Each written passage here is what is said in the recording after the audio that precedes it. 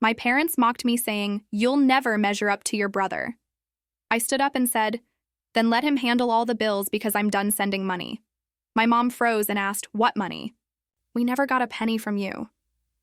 I remember my mother's 65th birthday, a day that should have been joyful, but instead, she looked me dead in the eye and delivered a remark so cutting it felt like a knife twisting in an old wound. "Alvin, you'll never measure up to your brother. Chase is the one who truly takes care of this family." My blood ran cold, my heart hammered, and in that moment, years of unspoken pain just snapped. I stood up, my chair scraping loudly against the floor, and shot back. "If that's the case, then from now on, let Chase pay all the bills. I won't send another dime." The room went silent. My parents' eyes widened in absolute shock. "What money?" My dad stammered. "We've never received a cent from you." That's when I pulled out my phone, opened my bank statements, and unveiled a truth that didn't just stun my family. It shattered everything we thought we knew. My name is Alvin Grant, and I grew up in Beckley, West Virginia, a small town where everyone knew everyone, and family stories were usually shared with warmth over dinner. But my childhood? It was a long, painful series of days spent in the suffocating shadow of unfair comparisons. I was always the one falling short, while my younger brother Chase was the untouchable golden child, the shining star no one could rival. From a young age, I was pushed to the sidelines, a supporting character in my own family's story. Chase, 4 years younger than me, had this magnetic charisma. He was lively, eloquent, a master at charming adults with a radiant smile or a perfectly timed joke. He was the true golden child, cherished like a treasure by our parents and relatives. At every gathering, all eyes were on Chase, while I sat quietly, waiting for a question or a kind word that almost never came. My father, Gordon Grant, was a coal miner. He toiled day after day in dark, grimy tunnels, coming home with a face smeared with coal dust, hands calloused and rough. He was a man of few words, but when he spoke, it was often to praise Chase. My mother, Monica Grant, an accountant, was always busy with ledgers, but she always found time to brag to neighbors about her clever son. I know they didn't mean to hurt me, but their favoritism built up over time, like the layers of coal dust clinging to my father's skin. They'd overlook me for reasons that sounded reasonable, but were really just flimsy excuses to justify their bias. I was quiet, reserved, not great at small talk. I'd fumble trying to chat with relatives, while Chase could make a room erupt in laughter with a single joke. My grades were decent, but they never earned me shiny medals or major awards. Chase, on the other hand, was constantly praised for everything: youth soccer, school performances, anything that made him stand out.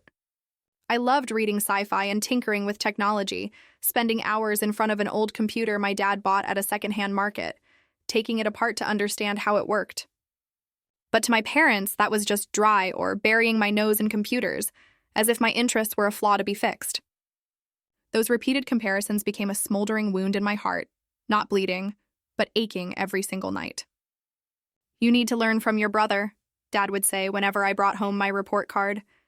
My grades were steady, but utterly insignificant to them compared to the torrent of praise Chase received. I felt like a shadow trailing behind him, a faint silhouette no one noticed or needed. I didn't resent Chase. He was my little brother, and I loved him with genuine sibling affection.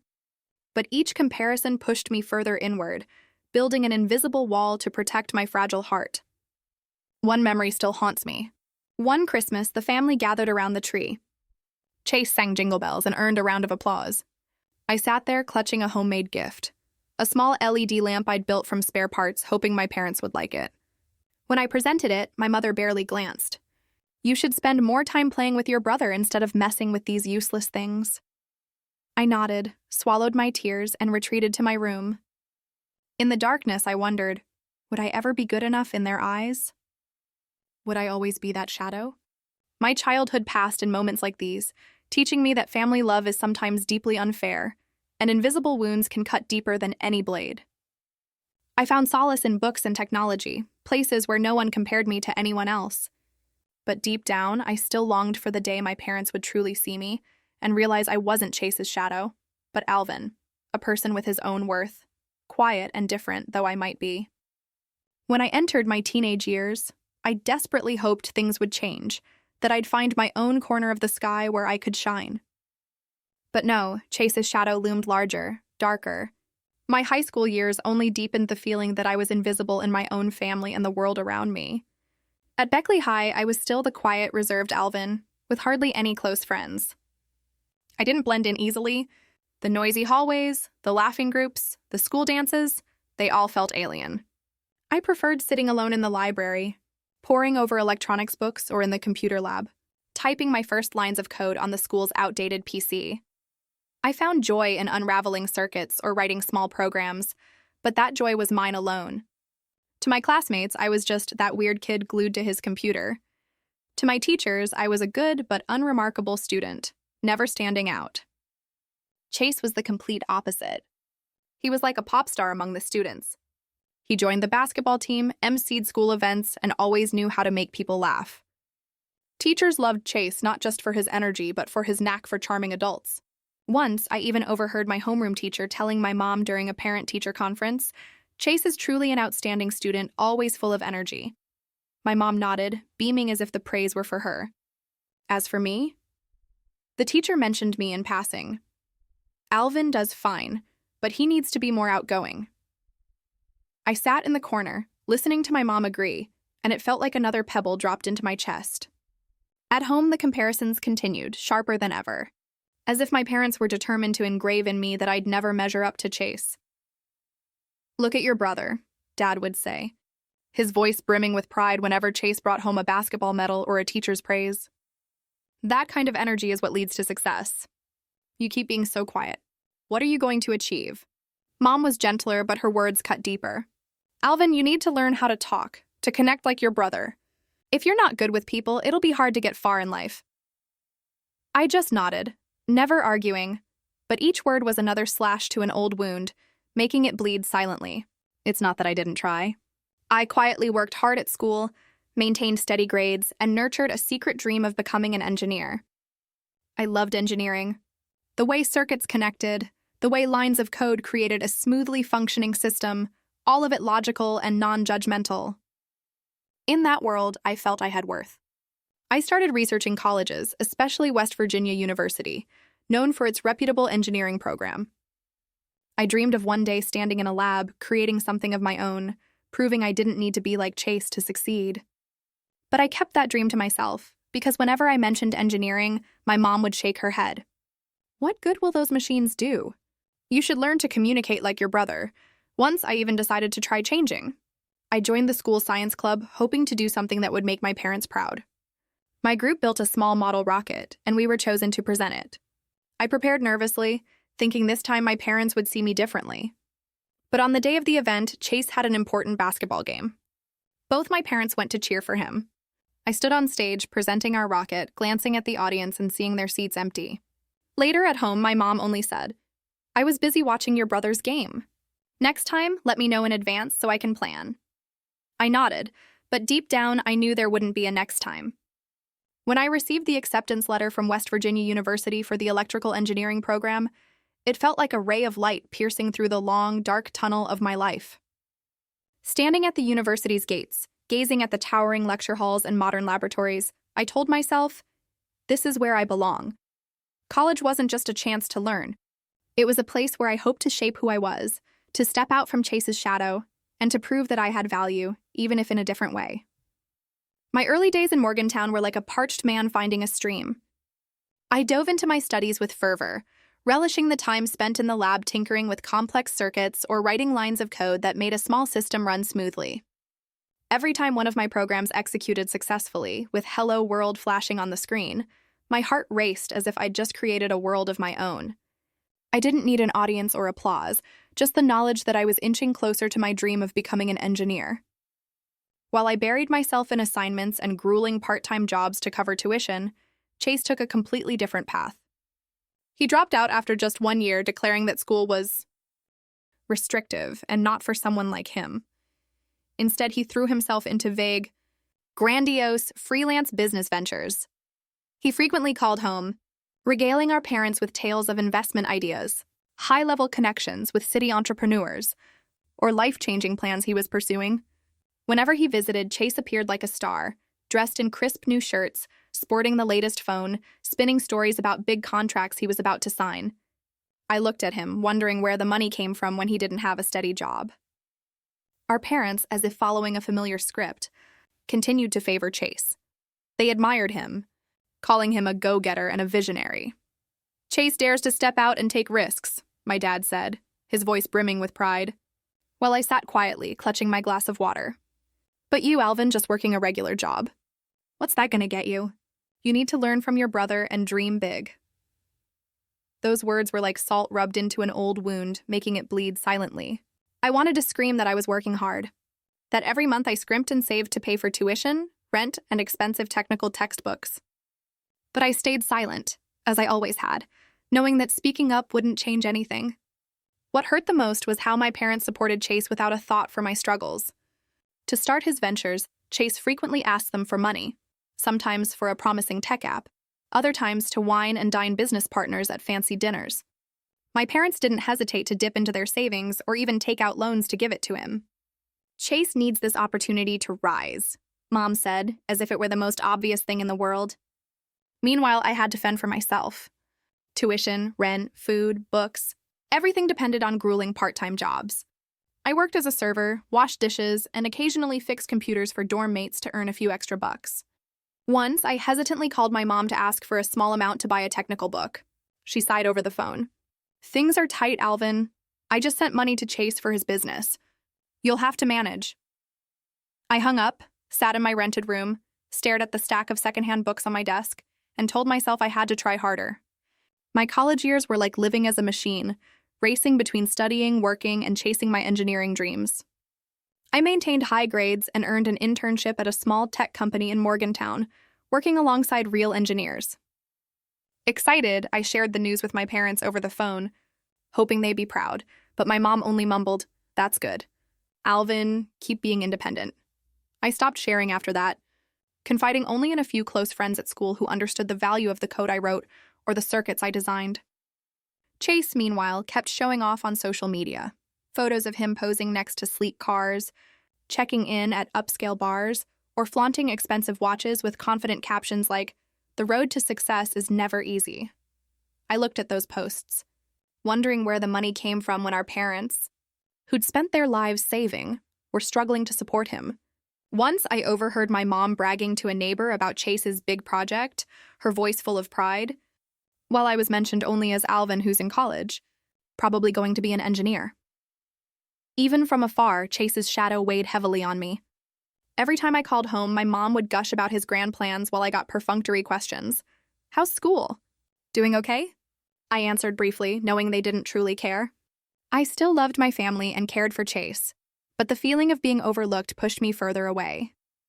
I told myself I'd prove my worth, not through boasts, but through what I achieved. I wanted to become a skilled engineer, to build a stable life, not to outshine Chase, but to be myself. Alvin, a person with his own value, quiet and different though I might be. After 4 grueling years at West Virginia University, I graduated with a degree in electrical engineering and a job offer from a tech company in Austin, Texas. Holding that offer letter, I felt like the entire world was opening up before me. Austin was a vibrant city, a far cry from the quiet stillness of Beckley, with its towering skyscrapers, hipster coffee shops, and a booming tech community. My new job as a software engineer allowed me to work on exciting projects alongside passionate colleagues. My income was decent, enough to live comfortably, but I chose to live frugally. I rented a small apartment, ate simple meals, and allocated most of my salary to paying off student loans. I didn't need fancy cars or expensive clothes, things Chase always flaunted. For me, stability was the most precious thing, something I'd earned through exhausting part-time shifts and sleepless nights studying. I wanted to build a solid life, not just for myself, but so that one day my parents might look at me with pride. But then, a phone call from Mom changed everything. Dad, after years in the coal mines, had to retire early due to declining health. The years of breathing coal dust had taken a toll on his lungs. Mom, accustomed to her accounting job, switched to part-time work due to her age and the stress of it all. The family's income plummeted. Hearing her voice filled with worry, talking about utility bills and Dad's medication costs, made my heart ache. I decided to send money to support my parents each month. It wasn't an easy decision. Life in Austin wasn't cheap, but I couldn't stand by and watch them struggle. Every month, I set aside about $2,500. I wanted to do this discreetly, without making my parents feel like I was showing off. There was one problem, though. My parents, especially Mom, weren't savvy with bank transfers. They were used to cash. Every time I mentioned banking apps, Mom would complain, "It's too complicated." I thought of Chase, who still lived in Beckley, close to our parents. I called him, proposing what I thought was a convenient solution. I'd transfer the money to his account, and he'd withdraw it in cash to hand directly to our parents. "It's quick and simple," I said. Chase agreed immediately, his voice brimming with enthusiasm. "Don't worry, big bro. I'll take care of it." I trusted Chase. Despite his flashy lifestyle and occasional irresponsibility, I still saw him as my little brother, someone who wouldn't do anything to harm our family. Every month, I diligently transferred the money, including a note in the transaction description, for parents. I didn't check up on it or ask Mom if she'd received the money because I assumed it was a given. I just wanted them to live more comfortably, and I wanted to do it quietly, without anyone knowing I was behind it. I told myself that even if my parents never acknowledged my efforts, at least I was fulfilling my duty as a son. In Austin, my life was gradually falling into place. My job as a software engineer not only provided a stable income, but also brought me genuine joy. I loved mornings spent in the office, sipping black coffee, coding by the window with a view of the bustling streets below. But even though I was far from home, my responsibility toward my parents remained an inseparable part of me. After deciding to send $2,500 each month to my parents through Chase's account, I continued my work and life in Austin with the mindset that I was doing the right thing quietly. I imagined my mom using that money to buy medicine for my dad, fix the leaking roof, or simply live more comfortably. I didn't call to check on things because I trusted Chase, my younger brother, who grew up with me, to take care of the family on my behalf. That trust, looking back now, was perhaps my biggest mistake. Occasionally, I would call home and hear my mom complain about the cost of living. "Your dad's medicine is so expensive, Alvin," she'd say, her voice filled with worry. "The roof is leaking again. It cost $1,000 to fix." In those moments, my heart tightened. I increased the amount I sent, sometimes $2,700, sometimes $3,000. Even though it meant cutting back on my expenses in Austin, eating out less, skipping outings with colleagues, I didn't complain because I thought I was doing the right thing. I just wanted my parents to live comfortably, free from the worries of the years they scrimped and saved to raise us. But while I lived frugally, Chase was becoming increasingly extravagant. Through social media, I saw him showing off a new car, a shiny SUV, and a designer watch glinting on his wrist, and photos taken at upscale bars. He posted statuses brimming with confidence. Big work, big life. I looked at those posts and wondered where the money was coming from, since he was still freelancing with projects that were never quite clear. But I brushed aside my doubts, telling myself that maybe he had finally succeeded, that his investments had paid off. I didn't want to think ill of my brother, even though sometimes a small voice in my head warned me that something wasn't right. Amid my busy days in Austin, Pamela entered my life like a ray of warm sunshine. She worked in the company's marketing department with a radiant smile and eyes that knew how to listen. We started with short conversations during lunch breaks, where I awkwardly talked about a stubborn coding bug, and she shared details about a new ad campaign. Gradually, after-work coffee dates brought us closer. Pamela wasn't just a girlfriend. She was my first true confidant. She helped me forget the grueling workdays, the sleepless nights worrying about money, and the lingering sadness of being constantly compared to Chase. One evening, as we sat on a park bench under the soft glow of streetlights, I told her about my childhood in Beckley, about living in Chase's shadow, and about sending money to my parents through him. Pamela listened without judgment, then took my hand and said, "Alvin, you're doing a great thing by taking care of your parents, but you need to be more transparent. Let them know you're the one sending the money so they can see your heart." I smiled and brushed it off. "No need for that. I just want things to be simple, discreet." Pamela shook her head, her eyes filled with concern. "You trust Chase too much. Be careful. Not everyone is as they seem." Our dates with Pamela became a healing balm. She took me to live music shows, taught me how to dance despite my clumsiness, and cooked simple dinners with me in my apartment. One time, when I was exhausted from a project at work, Pamela showed up with homemade cookies and we sat watching a comedy movie, laughing until our sides hurt. "You don't need to be like anyone else," she said, resting her head on my shoulder. You're Alvin, and that's enough. Those moments made me feel lighter, as if Chase's shadow was slowly fading, replaced by the warmth of Pamela's love. But her advice about transparency lingered in my mind. I didn't want to believe that Chase could do anything wrong, but his flashy posts, the new car, the lavish parties, they began to stir a vague unease in me. I didn't know that this feeling was leading me toward a painful truth, a truth that would explode at my mother's birthday party, where my trust would be shattered, and everything I thought I knew about my family would be turned upside down.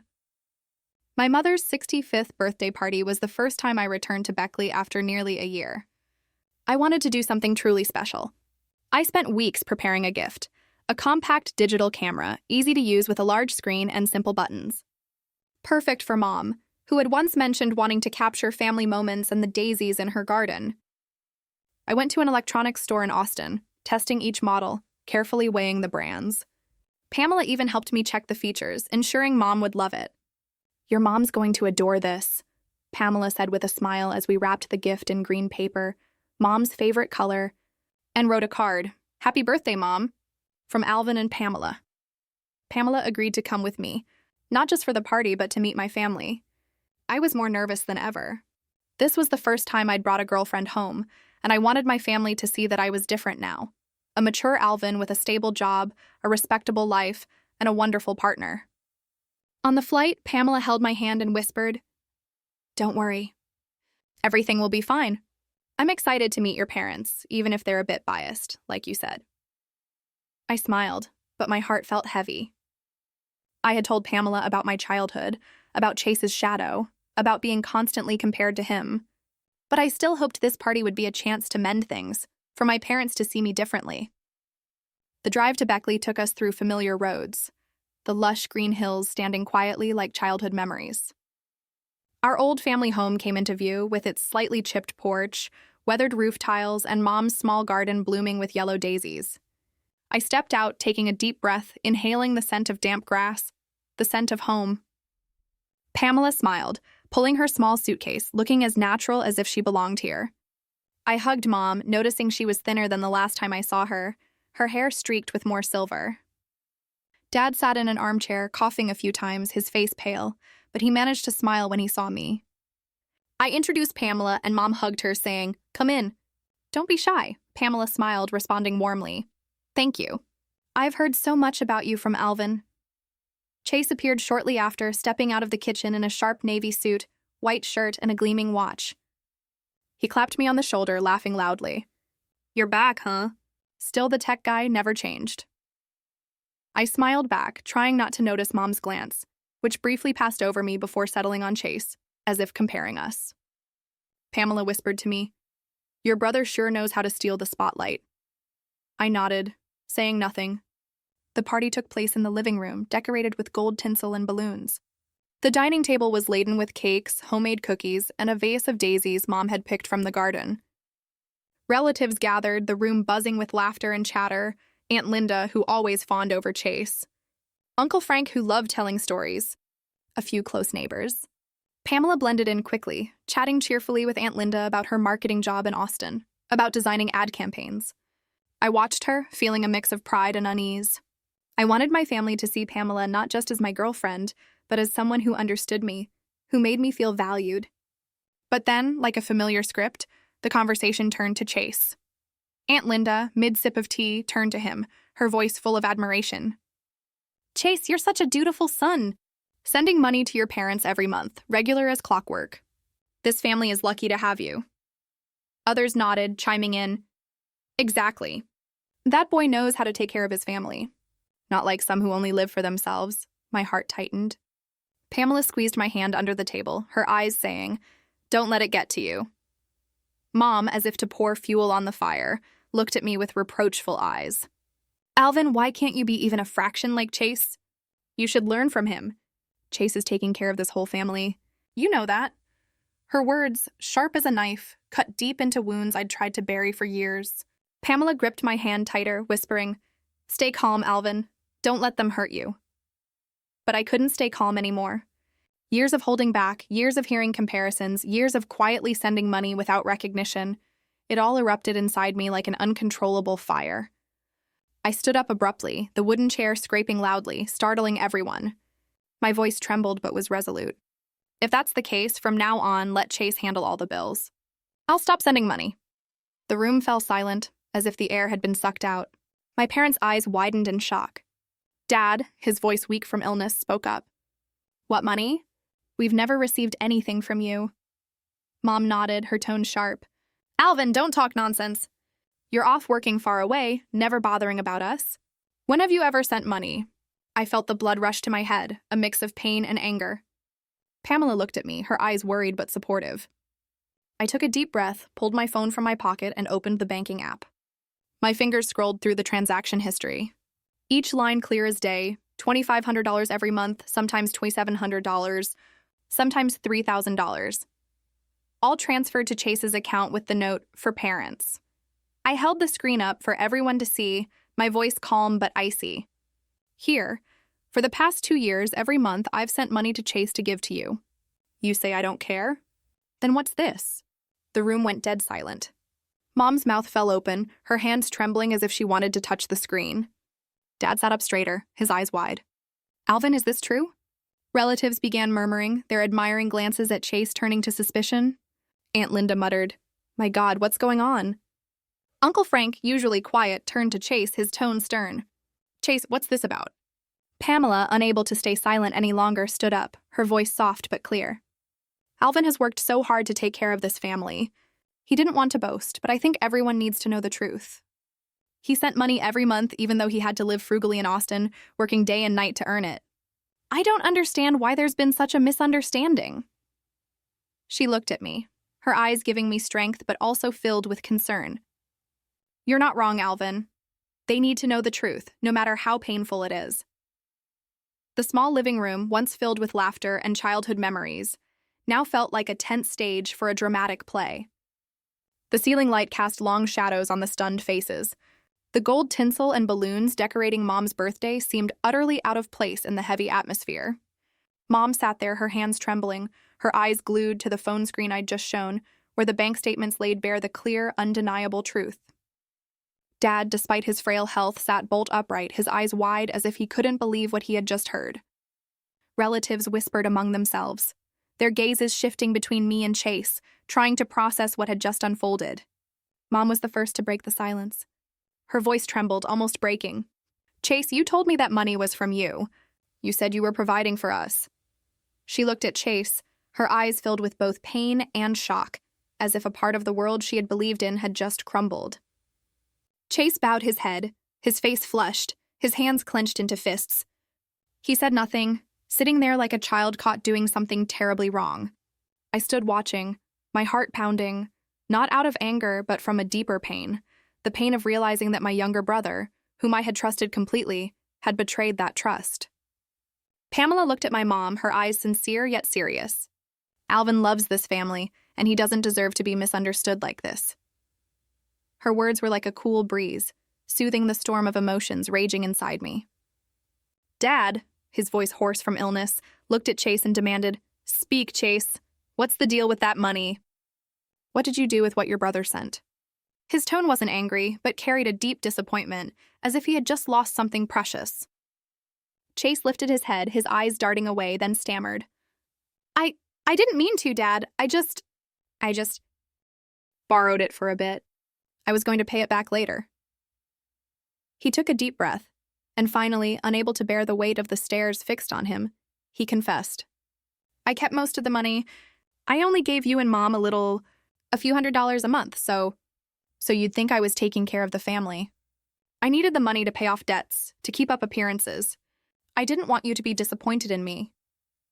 The room fell silent again, but this time it was a heavier silence, as if everyone was trying to digest Chase's confession. All those months I had scrimped and saved, lived frugally, worked overtime to send money home for my parents. It had all been a tool for Chase to maintain his image as the dutiful son. I looked at him, searching for a trace of the little brother who used to chase me around the backyard to play ball, who shared a cookie Mom made with me. But before me now was a young man, his face flushed with shame, his eyes avoiding mine. Pamela, standing beside me, spoke gently to the room. Alvin didn't want to make a big deal out of this. He just wanted his parents to live well without worries. But I think from now on, things need to be clearer. Alvin deserves to be recognized, not for the money, but for his heart. She turned to me, her eyes soft. You make me proud, Alvin. I know you didn't want to boast, but today you needed to speak up, to protect yourself. Her words were like a cool breeze, easing the storm of emotions within me.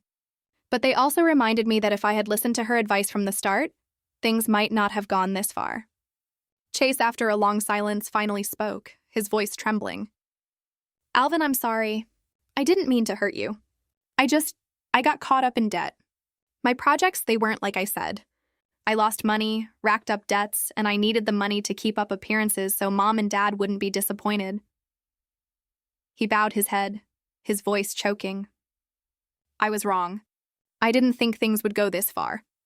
His confession left me both angry and pitying. Angry because he had lied and used me, but pitying because he was my brother. And I knew he was also a victim of the expectations he had placed on himself. The truth about Chase slowly came to light. The grand projects he boasted about on social media, the SUV, the designer watch, the lavish parties, they were all funded by loans, debts, and worse, the money I had sent for our parents. He had used most of it to sustain his flashy lifestyle, giving our parents only a few hundred a month, just enough for them to think he was the dutiful son. I looked at him, my heart torn between pain and disappointment. But more than anything, I realized that the distance between us wasn't just a matter of personality. It was a matter of honesty. Mom covered her face, sobbing. She grabbed my hand, her voice trembling. Alvin, I'm so sorry. I didn't know you did so much. I was wrong all these years. Dad, his voice rough, looked at me with eyes full of regret. I was wrong, Alvin. I always thought you didn't care about the family, that Chase was the one looking out for us. I never imagined you... He trailed off as if unable to find the words. I saw his eyes red, and for the first time in my life I felt he truly saw me, not as Chase's shadow, but as his son. The relatives in the room, from Aunt Linda to Uncle Frank, began to murmur. Aunt Linda, who had always praised Chase, quietly set her teacup down, her eyes confused. Uncle Frank looked at me, his voice low. Alvin, I had no idea you were quietly doing so much. I always thought... He didn't finish, but his eyes for the first time held a respect I had never seen before. A neighbor whispered, Turns out Alvin's the one carrying the family. Who would have thought? I looked at everyone, my heart torn between pain and relief. The truth was out, but it didn't bring the joy I had expected. I only wanted my parents to live well, free from worries. But now I realized that my trust had been betrayed, and my family had been clouded by lies and favoritism. Chase looked up, his eyes full of remorse. Alvin, I'll pay the money back. I promise I'll make it right. But I didn't know if that promise was trustworthy. All I knew was that from this moment, everything in our family had changed forever. I took a deep breath, trying to keep my voice calm. Mom, Dad, I began, my gaze sweeping across the room. I didn't want things to come to this. All I ever wanted was for you to live well without worries. But what just happened? It's made me rethink everything. I can't continue like before. Mom looked at me, her eyes still brimming with tears as if she wanted to say something. But I raised my hand to stop her. I needed to say everything, to set boundaries I had never dared to consider before. If you want me to keep supporting you, I said, my voice slow but resolute, I have some conditions. First, I don't want to hear any more comparisons between me and Chase. I've lived my whole life in his shadow, and I'm tired of it. I'm Alvin, not some lesser version of Chase. I looked at Mom, then Dad, my eyes not angry, but firm. Second, from now on, every expense needs to be transparent. I'll send money directly to you, or I'll pay the bills myself. I need to know my money is being used for its intended purpose. And third, Chase needs to contribute too. If he wants to be part of this family, he needs to take responsibility, not just make empty promises. The room fell silent. Mom nodded slowly, tears still streaming down her cheeks. Alvin, I agree, she said, her voice choked with emotion. I was wrong to compare you to your brother. I promise I won't do it again. I just wanted our family to be harmonious, but I made so many mistakes. Dad spoke up too. I agree, Alvin. You're right. From now on, everything will be transparent. We won't let this happen again. Chase, still bowing his head, finally looked up. His face was flushed, his eyes full of shame, but also a glimmer of determination. Alvin, he said, his voice trembling, I know I was wrong. I'm not just apologizing. I'll try to make things right. I'll contribute. I'll help Mom and Dad, and I'll live more responsibly. He looked at me, his eyes pleading for a chance. I don't want to lose this family, and I don't want you to think badly of me forever. His words, though I wasn't entirely sure I could trust them, softened my heart. Pamela, sitting beside me, gave a faint smile and whispered, "You did well, Alvin. Setting boundaries is necessary, and I believe your family will understand." She turned to Mom, her voice gentle. "Ma'am, I know this is hard, but Alvin just wants fairness and transparency in the family. He loves you and your husband so much." Mom nodded, grasping Pamela's hand, smiling as if she wanted to say something, but couldn't find the words. What was supposed to be a joyful occasion had become a turning point for our family. Mom, after wiping her tears, stood up and hugged me tightly. "My son, I'm so proud of you," she said, her voice trembling. "I'll never forget what you've done." Dad, unable to stand, grasped my hand, his eyes full of gratitude. I felt a small spark of warmth in my heart, not because of the recognition, but because for the first time I felt my family's love, unclouded by comparisons. The birthday party ended quietly. No one was in the mood to cut the cake or raise glasses. Relatives left one by one, whispers about Chase and the truth lingering in the air. Pamela held my hand, her eyes a steady anchor amidst the storm of emotions. "Are you okay?" she asked softly. I nodded, but inside I knew I needed time to process everything. The truth had been laid bare, leaving me with mixed feelings. Relief that I was finally seen, but pain that my trust in Chase had been shattered. I looked at Mom, Dad, and Chase, my family, the people I loved, and wondered if we could truly heal these cracks. In the months that followed, I returned to Austin and continued my work as a software engineer, but with a new resolve. I would care for my parents, but on my own terms, with clear boundaries. I opened a joint bank account with Mom, teaching her how to check the balance through an app, though she still complained it was too complicated. I sent money directly to that account, $2,500 each month, sometimes adding a bit more when Mom mentioned unexpected expenses like fixing plumbing or buying new medication for Dad. But this time, I ensured everything was transparent. I sent Mom copies of receipts, called to confirm she received the money, and asked for her verification. "I don't want the past to repeat itself," I told her over the phone, my voice gentle but firm. Mom nodded through the video call, her eyes full of gratitude. "I understand, Alvin. I won't let it happen again." As they promised, Mom and Dad began to change. They stopped comparing me to Chase, no longer mentioning the clever younger brother or the pride of the family. Instead, Mom called regularly, asking about my work in Austin, about the projects I was working on. "Being an engineer must be tough, right?" she asked, her voice genuinely curious. For the first time, I felt she was truly interested in my world, the world of code and circuits. Dad, despite his failing health, started telling neighbors about Alvin, the engineer in the big city. Once he called me, his voice hoarse but warm. "I'm proud of you, Alvin. I was wrong not to see it sooner." Those simple, heartfelt words were like a balm, healing the scars in my heart. Chase, after the incident at the party, struggled to pick himself up. He admitted to me that his grand projects were nothing but failed gambles. He owed money to banks, friends, and even loan sharks. "Alvin, I tried so hard to succeed, to make Mom and Dad proud," he said over the phone, his voice full of regret. But I went down the wrong path. I didn't know how to comfort him, but I advised him to find a stable job and start over. Chase nodded, and for the first time, I saw him take his promise seriously. He found work at an auto repair shop in Beckley with a modest salary, but enough to cover his expenses and contribute a small amount to our parents. Each month, he sent $300 home. Not much, but it was his first real effort to live responsibly. Mom told me Chase started spending more time at home, helping Dad fix the fence or taking her to the market. "He's trying, Alvin," she said softly. "I know he was wrong, but I believe he'll change." I felt relieved. Not just because of Chase's changes, but because I had finally stepped out from the shadow of comparison that had weighed on me for years. I no longer felt the need to compete with him or prove my worth. I was Alvin, a software engineer, a son, a man living true to his values. My work in Austin thrived. I was promoted to project team leader, guiding a group of young engineers.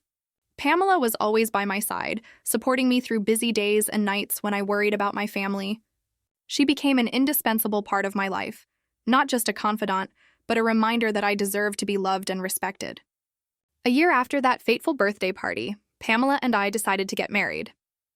We chose a small church on the outskirts of Austin with a cozy atmosphere, soft light streaming through stained glass windows onto rustic wooden pews. Pamela, with her refined sense of style, insisted on adding white daisies reminiscent of Mom's garden and an acoustic band playing gentle love songs like Can't Help Falling in Love.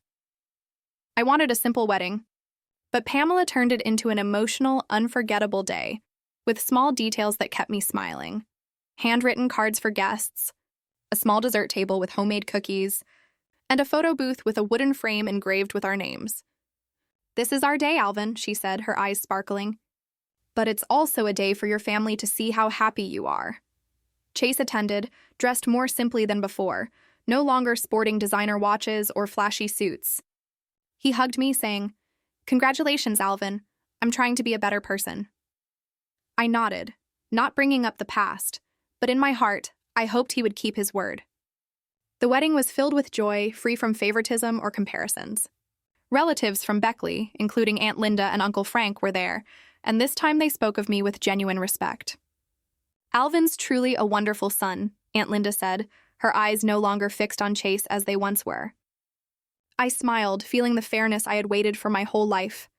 When Pamela walked in wearing a white wedding dress, my heart seemed to stop. She looked like a dream, her hair cascading softly, her eyes shining under the church's light. The band played a gentle acoustic melody, and as she approached, taking my hand, I knew this wasn't just a new beginning for me, but for our family. The ceremony was filled with joy, free from favoritism or comparisons, only love and reunion. As we exchanged vows, I looked into Pamela's eyes and said, "I promise to love and cherish you the way you helped me find myself again." Pamela smiled, her voice choked with emotion. "And I promise to always stand by you, Alvin, no matter what happens." We exchanged rings, and when I kissed her, applause erupted from family and friends. I looked at my parents, Mom wiping tears, Dad smiling, and Chase standing in the corner, giving a slight nod as if in support. My family, once divided by favoritism and lies, was slowly finding its way to love, fairness, and clarity. Years later, Pamela and I built a life full of joy. We bought a small house in Austin with a little garden where Pamela planted daisies, just like Mom's in Beckley.